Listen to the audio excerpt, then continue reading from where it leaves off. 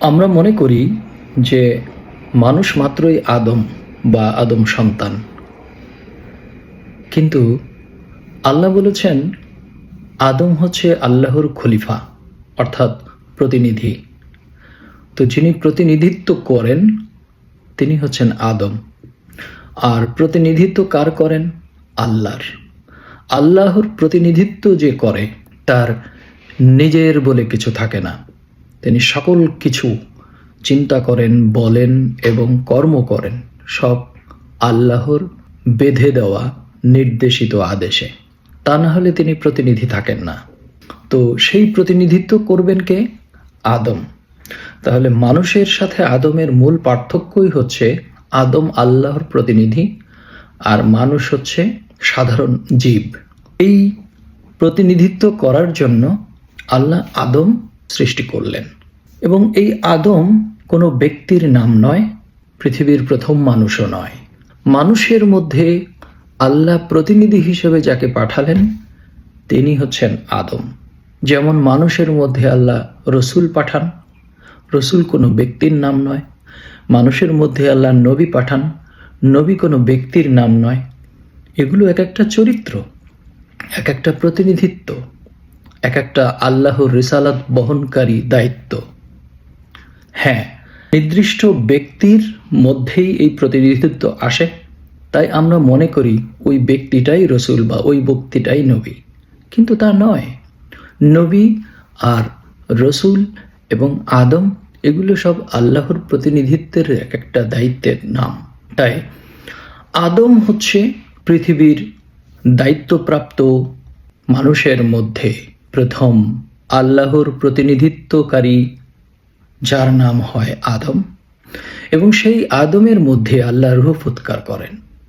রুহ ফুৎকার আবার সবাইকে করেন না, সব মানুষের মধ্যে রুহু থাকে না। সব মানুষের মধ্যে যেটা থাকে সেটা হচ্ছে প্রাণ, নফস।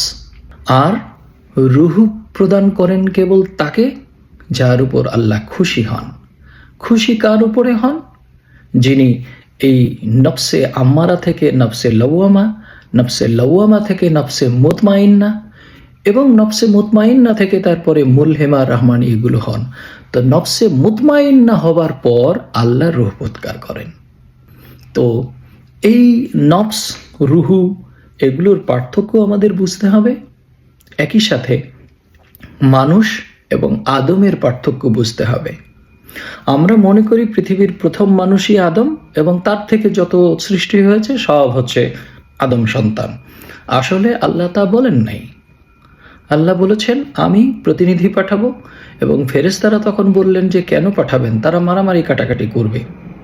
কেন বললেন? কারণ মারামারি কাটাকাটি ইতোমধ্যে মানুষ করছে, তার মধ্যে আল্লাহ প্রতিনিধি পাঠাতে চাইলেন এবং বললেন আমি যা জানি তোমরা তা জানো না। তো এই প্রতিনিধি আর প্রথম মানুষ, এটা বোঝা বড় কঠিন।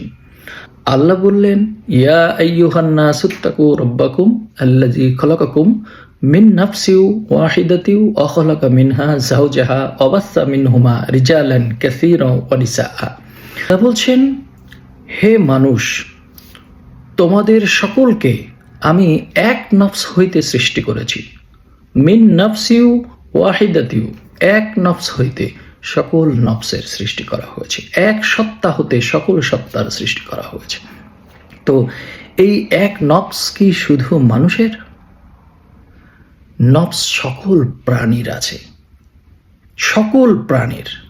আপনি যা দেখেন এবং যা দেখেন না, সকল প্রাণীর ভেতরে নফস আছে। কিন্তু পার্থক্য হচ্ছে সকল প্রাণীর নফস আর মানুষের নফস এক না। প্রত্যেক প্রাণীর নফস আলাদা আলাদা, এবং মানুষের মধ্যে নফসের অনেক প্রকার।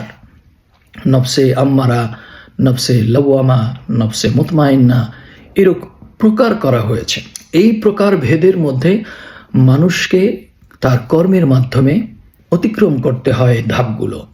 যেমন দেখুন, মানুষকে আল্লাহ কখনো ভালো বলেন নাই।